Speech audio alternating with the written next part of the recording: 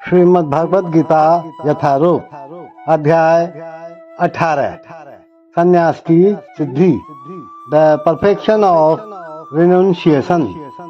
श्लोक 11। अब भगवान इस श्लोक में अर्जुन को बता रहे हैं कि वास्तव में त्यागी कौन कहलाता है। नहीं देहभृता शक्यम त्यक्तुम कर्मण्य शेषतः यस्तु कर्म फल त्यागी स त्यागित्यभिधीयते।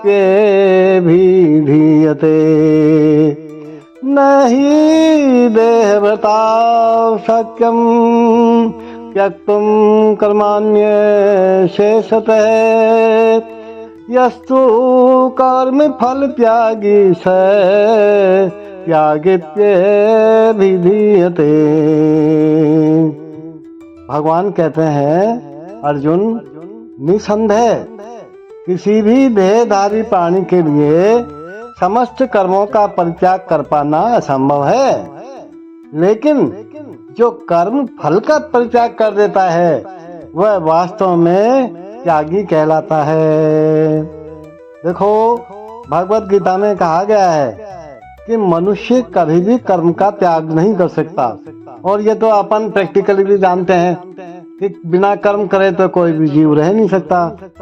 अतएव जो कृष्ण के लिए कर्म करता है, जो भगवान के लिए कर्म करता है और कर्म फलों को भोगता नहीं है और कर्म फलों की इच्छा नहीं करता है, जो कृष्ण को सब कुछ अर्पित करके काम करता है, वही वास्तविक त्यागी है।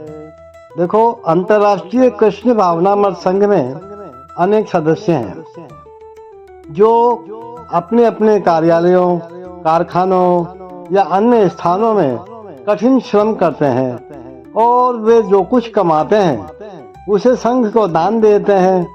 तो ऐसे महात्मा व्यक्ति वास्तव में सन्यासी हैं और वे सन्यास में स्थित होते हैं।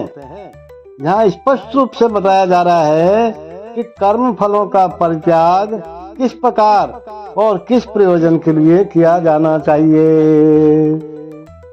It is indeed impossible for an embodied being to give up all activities, but he who renounces the fruits of action is called one who has truly renounced.